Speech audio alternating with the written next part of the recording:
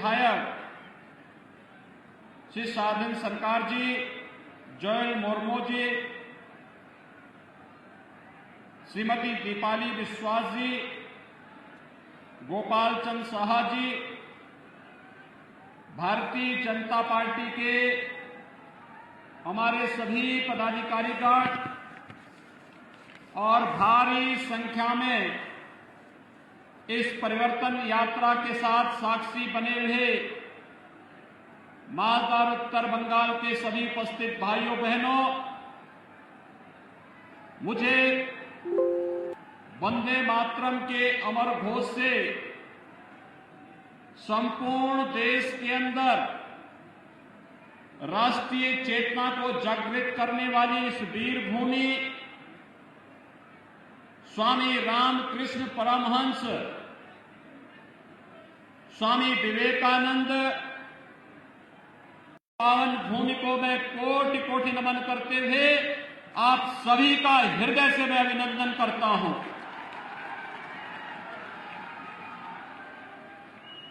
भाइयों बहनों, मालदा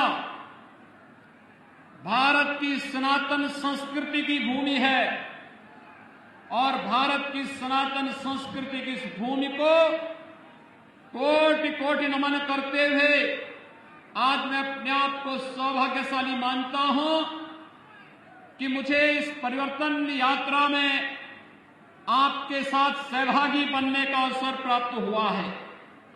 हम सब जानते हैं कि महाप्रभु चैतन्य महाप्रभु की इस पावन भूमि ने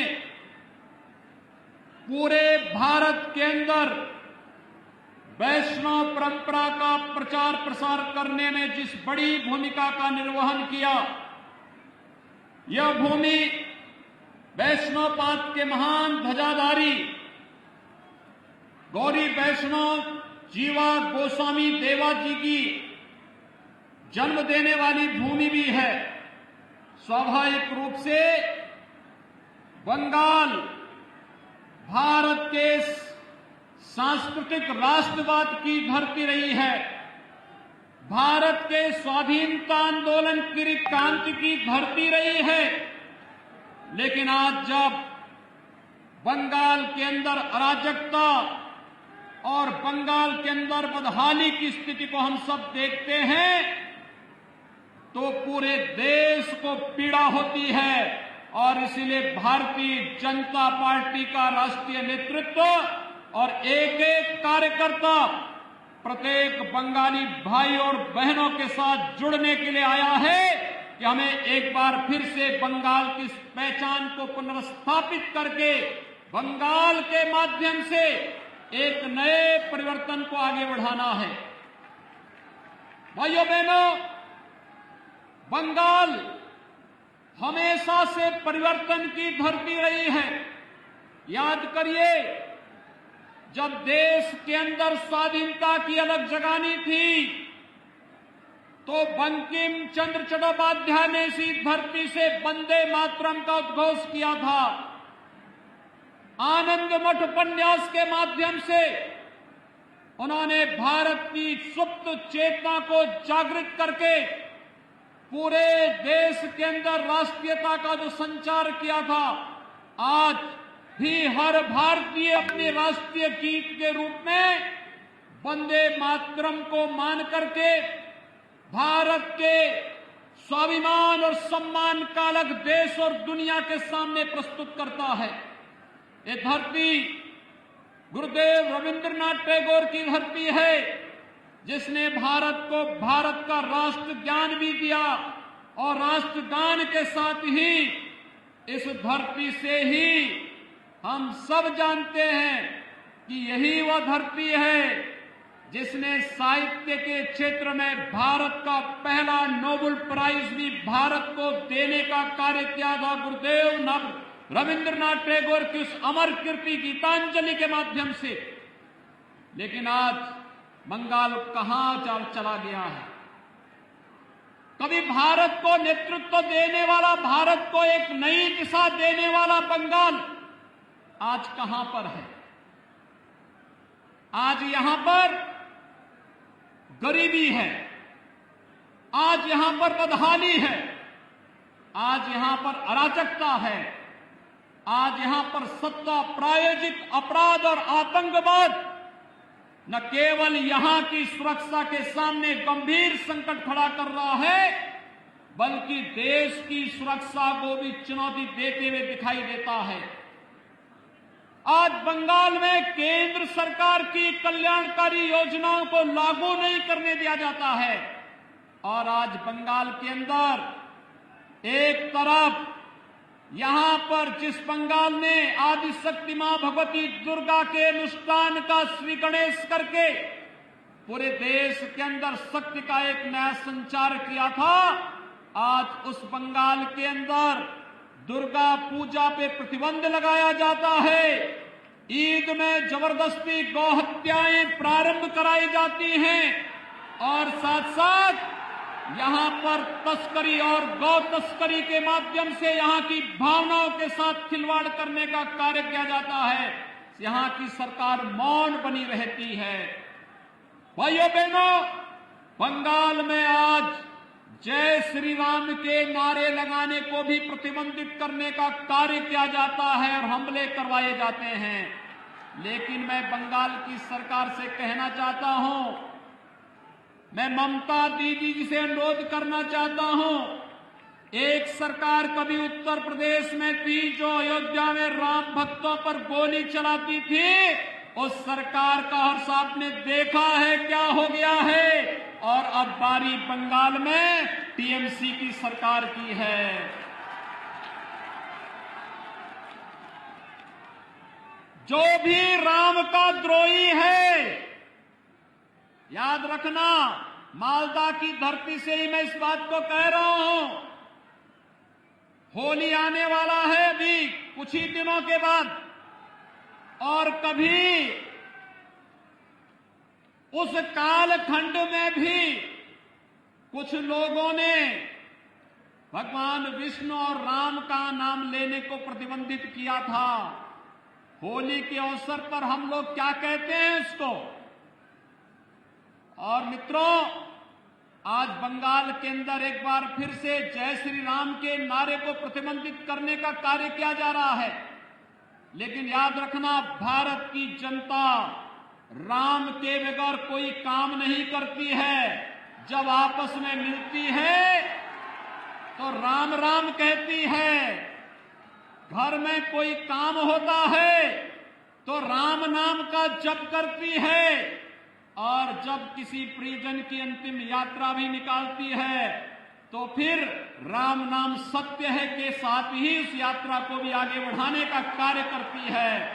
राम के बगैर भारत का कोई काम ही नहीं, और जो रामद्रोही हैं उनके अभी भारत में कोई काम नहीं, बंगाल में कोई काम नहीं। ये संकल्प हम सबको लेकर के चलना है। और मैं यही पूछना चाहता हूं टीएमसी की सरकार से कि आपको राम भक्तों पर तो कोई रहम नहीं, लेकिन बंगाल के अंदर अराजकता पैदा करने वाले लोगों के साथ आखिर टीएमसी की कौन सी दोस्ती और कौन सी गठबंधन है जिसके कारण वह बंगाल की पूरी व्यवस्था को बदलने पर उतारू हो गए हैं। ये आत्मघाती कदम बंगाल की धरती से क्यों? मित्रों, जब देश के यशस्वी प्रधानमंत्री मोदी जी पाकिस्तान, बांग्लादेश और अफगानिस्तान के पीड़ित और प्रताड़ित हिंदुओं, सिखों, बौद्धों, जैनियों,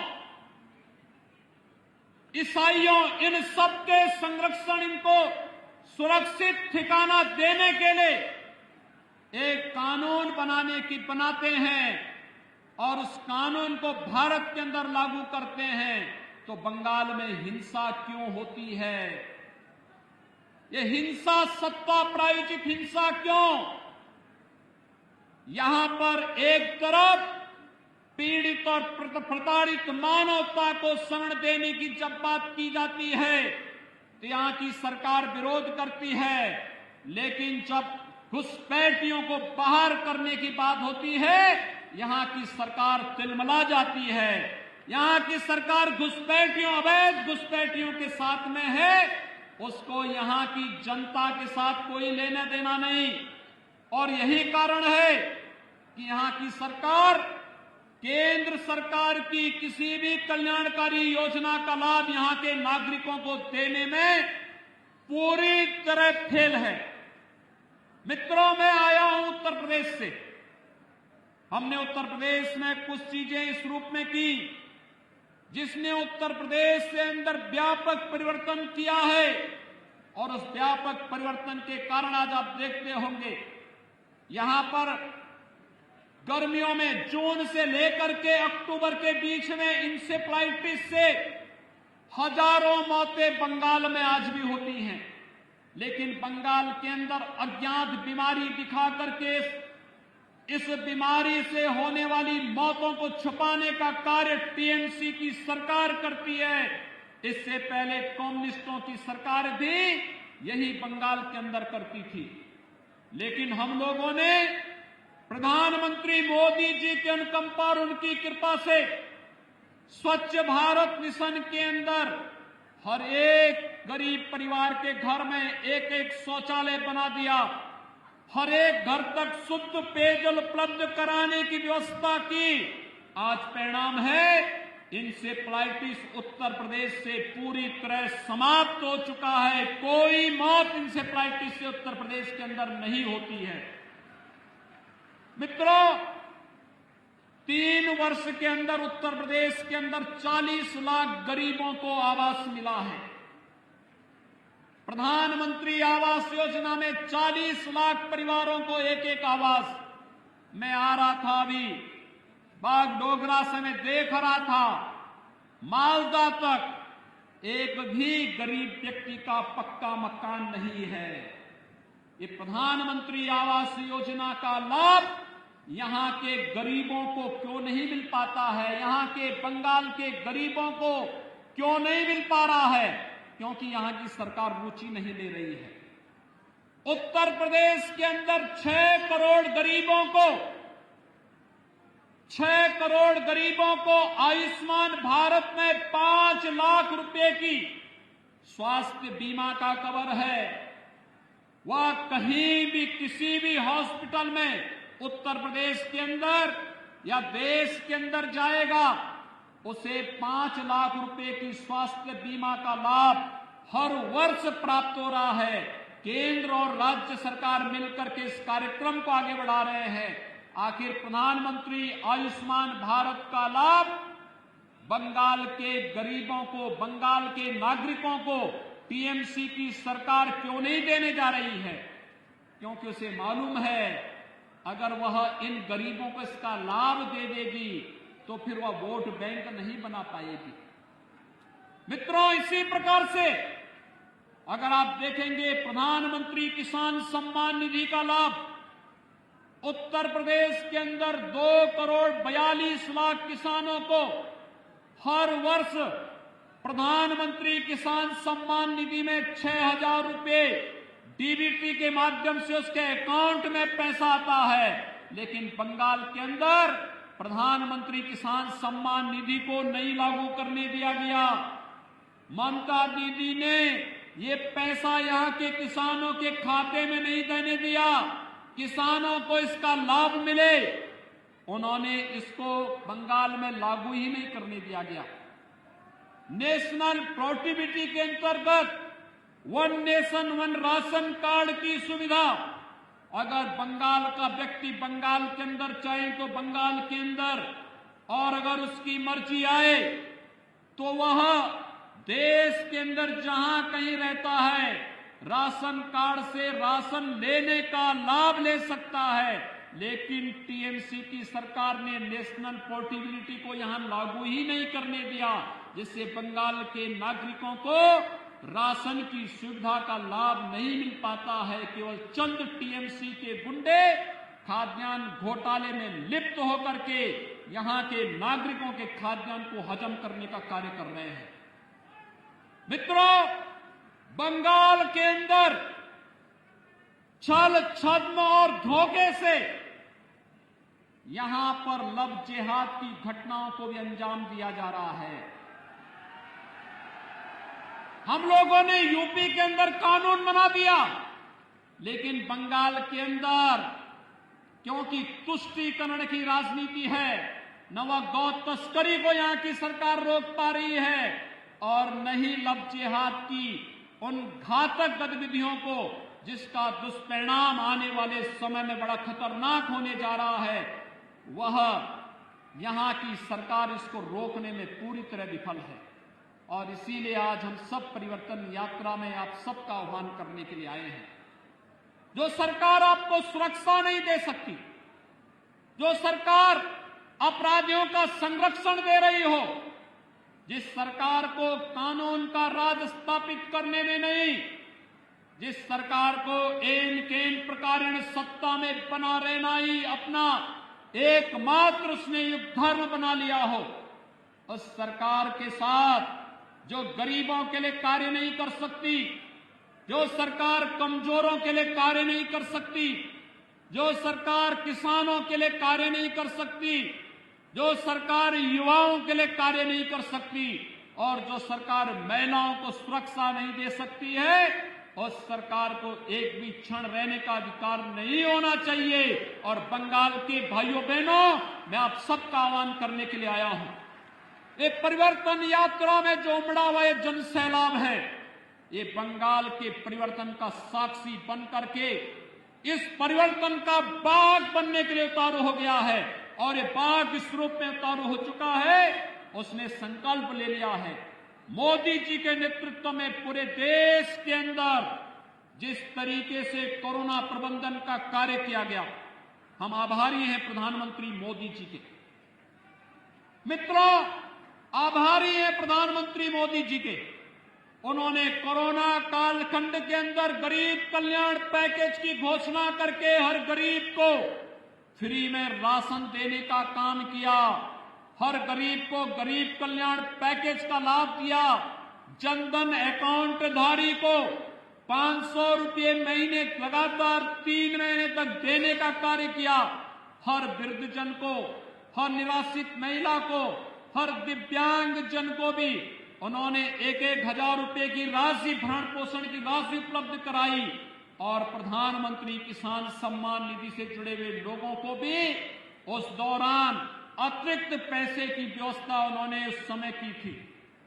आत्मनिर्भर भारत पैकेज के अंदर भी उन्होंने एमएसएमई के लिए, परंपरागत उद्यम के लिए, भारत के गांव के लिए, गरीबों के लिए, व्यापारियों के लिए एक बेहतर पैकेज की घोषणा की।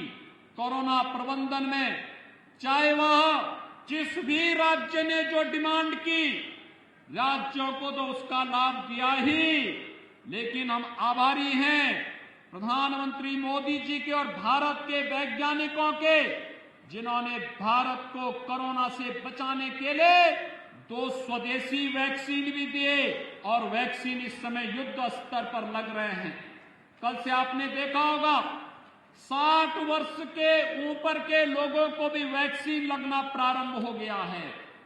ये 60 वर्ष से ऊपर के लोगों को वैक्सीन लगना और भारत के नागरिकों के साथ साथ दुनिया के अपने मित्र देशों को भी वैक्सीन पहुंचाना, यह एक नया भारत की वो तस्वीर है जो दुनिया के अंदर भारत के 135 करोड़ लोगों की ताकत का एहसास करा रहा है। और उस नए भारत के साथ नए बंगाल को भी आगे आकर की इस अंगड़ाई में सहभागी बनना पड़ेगा और इसी आह्वान के लिए आज हम सब आपके बीच आए हैं। कल्पना करिए, ये बंगाल के अंदर टीएमसी की सरकार ने, उससे पहले कम्युनिस्टों ने, उससे पहले कांग्रेस ने कितनी बदहाल स्थिति पैदा कर दी है।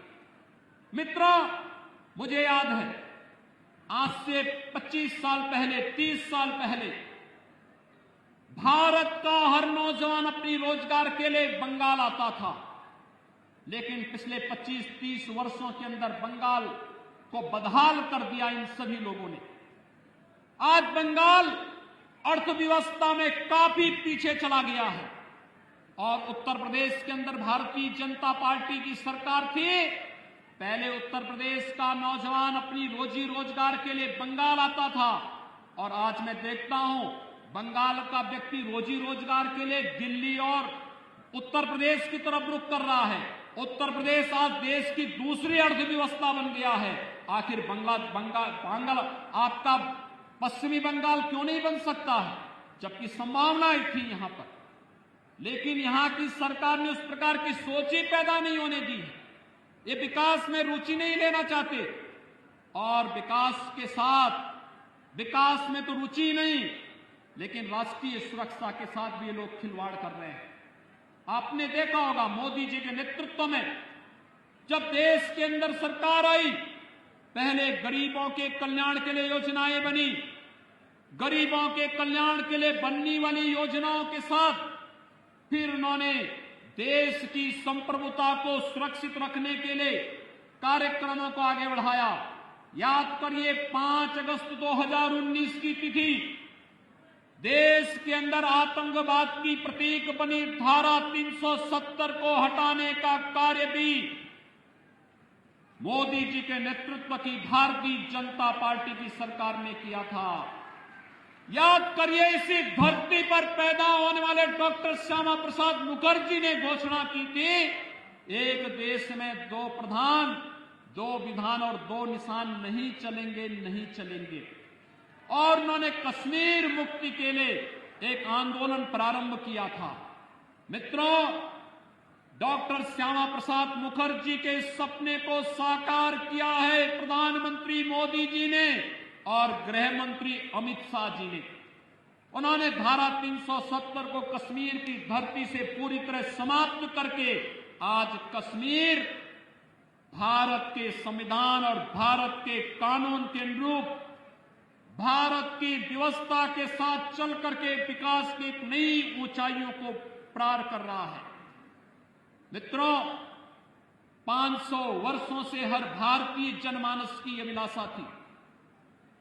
वह अभिलाषा थी जिसके लिए बंगाल से भी कार सेवा करने के लिए हजारों नौजवान गए थे।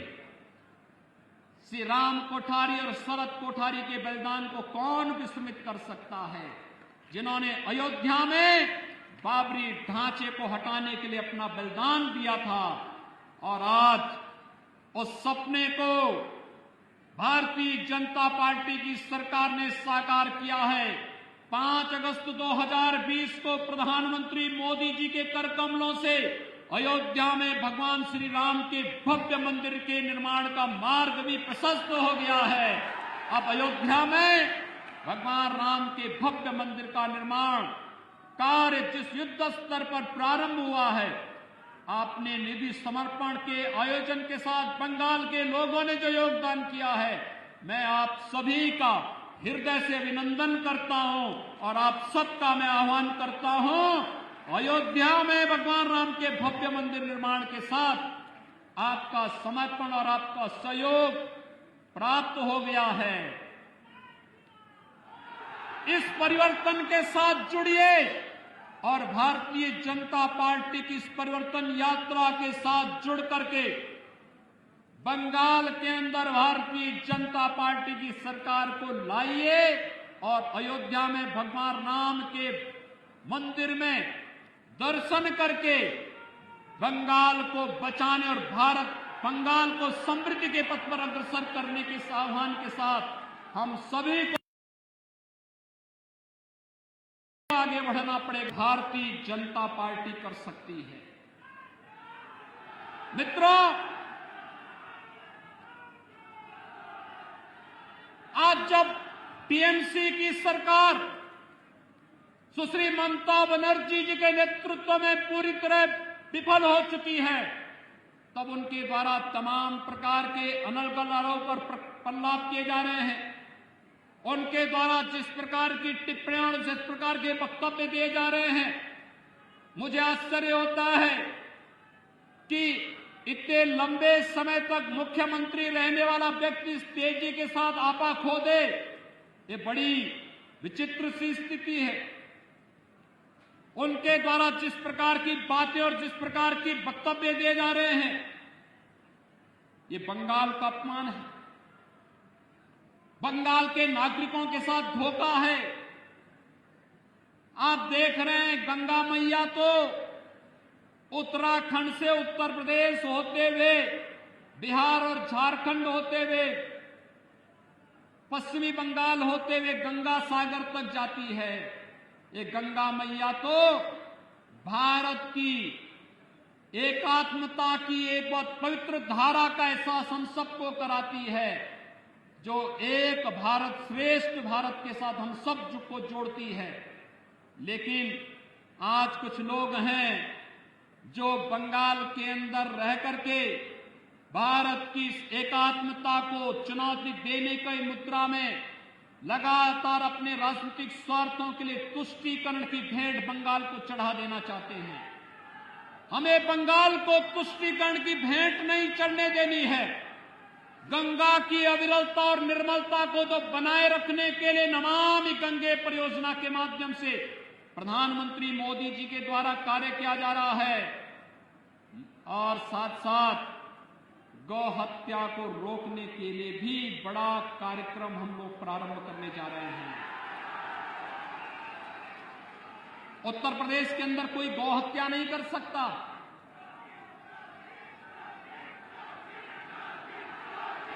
मित्रों, कोई नहीं कर सकता। हमारी सरकार 2017 में आई थी और 2017 में आते ही उत्तर प्रदेश के अंदर गौ तस्करी और इलीगल स्लॉटर हाउसेज एक झटके में बंद हो गए। 24 घंटे के अंदर बंद हुए थे। आप भारतीय जनता पार्टी की सरकार को लेकर के तो आइए, 24 घंटे के अंदर सभी इलीगल स्लॉटर हाउसेज बंद हो जाएंगे और 24 घंटे के अंदर ये तस्करी भी बंद हो जाएगी। गौ तस्करों को पता लग जाएगा कि गौ तस्करी, इलीगल स्लॉटरिंग और किसी भी प्रकार की अराजकता और अव्यवस्था का क्या दुष्परिणाम होगा। उत्तर प्रदेश के अंदर 4 वर्षों में कोई दंगा नहीं हुआ। किसी पर्व और त्योहार को कोई मनाने से रोक नहीं सकता। कोई भी यात्रा वहां पर आज प्रतिबंधित नहीं है। बंगाल में तो न्यायपालिका को यहां की सरकार से कहना पड़ता है कि अगर उत्तर प्रदेश में दुर्गा पूजा का आयोजन हो सकता तो बंगाल में क्यों नहीं हो सकता है। आपको याद होगा जब दुर्गा पूजा का समय और ईद का समय एक ही साथ पड़ा था या मुहर्रम का समय एक साथ पड़ा था, तो यहां की सरकार ने मुहर्रम की जुलूस को तो अनुमति दी, लेकिन दुर्गा पूजा के पंडालों में प्रतिबंध लगा दिया था। उत्तर प्रदेश में जब बात आई, उत्तर प्रदेश में हम लोगों ने कहा कि नहीं भाई, दुर्गा पूजा का जो समय होगा उस समय पूजा ही होगी और उस समय पूजा में कोई व्यवधान हम नहीं पड़ने देंगे। और एक भी जगह पूजा के पंडाल नहीं रोके गए थे। लेकिन बंगाल के अंदर बैन किए जाते हैं, पूजा को प्रतिबंधित किया जाता है, भावनाओं के साथ खिलवाड़ किया जाता है, गौ तस्करों को प्रश्रय दिया जाता है, उनके समर्थन में सत्ता के यहां पर वक्तव्य आते हैं। ये मुझे आश्चर्य होता है इन सब बातों को लेकर के। ये भारत की आस्था के साथ खिलवाड़ है और भारत अपनी आस्था के साथ कभी खिलवाड़ बर्दाश्त नहीं कर सकता है। और बंगाल की धरती भारत के सांस्कृतिक राष्ट्रवाद की धरती के रूप में अपनी पहचान बनाई है और बंगाल की धरती का ये संदेश एक बार फिर से पूरे देश के अंदर गूंजना चाहिए कि जो कार्य कभी स्वामी विवेकानंद जी ने कहा था, उन्होंने दुनिया के यानी वैश्विक मंच पर जाकर के बंगाल की धरती का एक युवा सन्यासी बंगाल की धरती से यह आह्वान करता था और उनका जो आह्वान था वह भारत को जागृत करने का आह्वान था। उन्होंने इस समय कहा था कि गर्व से कहो हम हिंदू हैं। इस स्वामी विवेकानंद का यह वक्तव्य कोई सांप्रदायिकता का प्रतीक तो नहीं था। स्वामी विवेकानंद का यह वक्तव्य तो भारत को जोड़ने वाला वक्तव्य था। भारत की सनातन संस्कृति को वैश्विक मंच पर स्थापित करने का, वैदिक परंपरा को वैश्विक मंच पर स्थापित करने का एक मंत्र था। स्वामी विवेकानंद, इस परंपरा को मैं प्रणाम करता हूं। रामकृष्ण परमहंस की साधना से पवित्र इस धरती ने, स्वामी प्रणवानंद जी की साधना से पवित्र इस धरती ने भारत के राष्ट्रवाद को एक नई ऊंचाइयां प्रदान की थी, जिसने भारत के अंदर देखते ही देखते आजादी के बंदों को वंदे मातरम के इस मंत्र के माध्यम से विदेशी हुकूमत के खिलाफ लड़ने की एक नया जोश और एक नया तेज दिया था। और भाइयों बहनों, एक बार फिर से जो लोग तुष्टीकरण की राजनीति करके बंगाल के सामाजिक और यहां की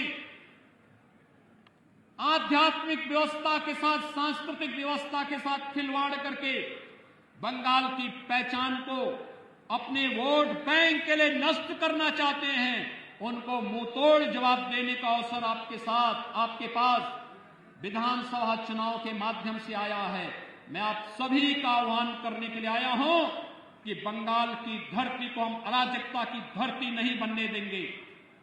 आप निश्चिंत रहिए, भारतीय जनता केवल अब ये 1 महीने का मात्र समय है। 1 महीने के अंदर एक परिवर्तन जमीन पर उतरता हुआ दिखाई देगा।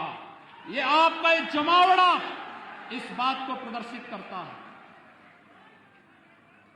तब टीएमसी के नाम पर जो लोग गुंडागिर्दी कर रहे हैं, आप देखते होंगे उत्तर प्रदेश के अंदर जो लोग पहले गुंडागिर्दी करते थे, आज वे लोग अपने गलियों में अपने गले में तख्ती बांध करके चलते हैं कि रहम कर दो। और मैं कह सकता हूं, मैं देख रहा था एक तस्वीर, भारतीय जनता पार्टी के एक कार्यकर्ता की बुजुर्ग माता को टीएमसी के गुंडों ने इस बेरहमी के साथ पीटा और उनके मुंह पर जो सूजन था उसको देखते हुए आंखों में आंसू आ रहे थे कि कितने बेरहम और बर्बर हैं ये लोग, एक महिला को भी नहीं छोड़ते। और अपराधी अगर अपराध करता है तो पुलिस का काम है अपराधी के खिलाफ कार्रवाई करना, प्रशासन का काम है, शासन का काम है उस अपराधी के खिलाफ कार्रवाई करना। लेकिन अगर शासन और प्रशासन अपराधी के खिलाफ कार्रवाई करने की बजाय वक्तव्य दें कि सूजन तो घर के विवाद का है, ये पीटने से नहीं सूजन आया है, ये सूजन तो दिखाई दे रहा है मुझे, चोट के निशान है, और तब भी बयान दिया जा रहा है कि ये सूजन तो मामूली से विवाद के कारण खड़ा हुआ है। आश्चर्य होता है मुझे, ये पार्टी बनकर के काम करना बंद करे। और मुझे लगता है कि बहुत समय नहीं, भाइयों बहनों, भारत निर्वाचन आयोग ने चुनाव की घोषणा कर दी, चुनाव की प्रक्रिया प्रारंभ हो चुकी है। बस अब मान करके चलिए 2 मई के बाद भारतीय जनता पार्टी की सरकार जब बंगाल के अंदर बनेगी तो टीएमसी और कम्युनिस्टों के नाम पर गुंडागिर्दी और अराजकता फैलाने वाले गुंडे अपनी जान की भीख मांगते हुए गलियों, अपने गले में तख्ती लेकर के घूमते हुए फिरेंगे। और उस समय फिर वो दृश्य देश के सामने होगा कि जो भी कानून के साथ खिलवाड़ करेगा उसको अपनी जान की भीख मांगने के लिए इसी प्रकार से मजबूर होना पड़ेगा।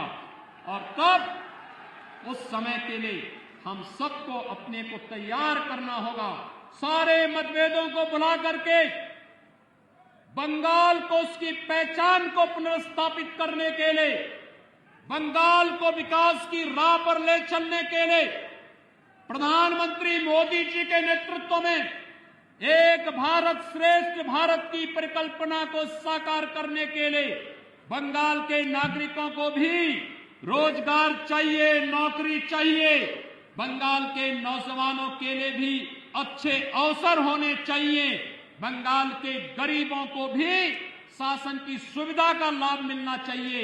बंगाल के किसानों को भी प्रधानमंत्री किसान सम्मान निधि का लाभ मिलना ही चाहिए और बंगाल के गरीबों को भी स्वास्थ्य बीमा का कवर मिलना ही चाहिए। और ये तभी हो पाएगा जब भारतीय जनता पार्टी पूरी मेजोरिटी के साथ, फुल मेजोरिटी के साथ बंगाल के अंदर सरकार बनाएगी और डबल इंजन की सरकार बंगाल के अंदर भारतीय जनता पार्टी की सरकार और केंद्र में मोदी जी की सरकार जब मिलेगी, डबल इंजन की सरकार आपके विकास को उतनी ही गुना तेजी के साथ आगे बढ़ाने का कार्य करेगी। ये परिवर्तन यात्रा इसी विश्वास के साथ आज यहां पर इस आयोजन के साथ यहां पर आज यह आयोजन इसी उद्देश्य से संपन्न हो रहा है। मैं आप सबको, अभी हमारा होली का पर्व होने जा रहा है। होली पूरी भव्यता के साथ मनाई जाती है। होली के आयोजन के साथ आप सबको मैं अग्रिम शुभकामनाएं देता हूं, अभिनंदन करता हूं आप सभी का। और होली के उत्सव को चुनाव के साथ जोड़ते हुए ये रंग बिरंगी होली 2 मई को बंगाल के अंदर सांस्कृतिक राष्ट्रवाद की दीपावली का उत्सव भी मनाया जाना चाहिए। इस संकल्प के साथ हम सब आगे बढ़ेंगे।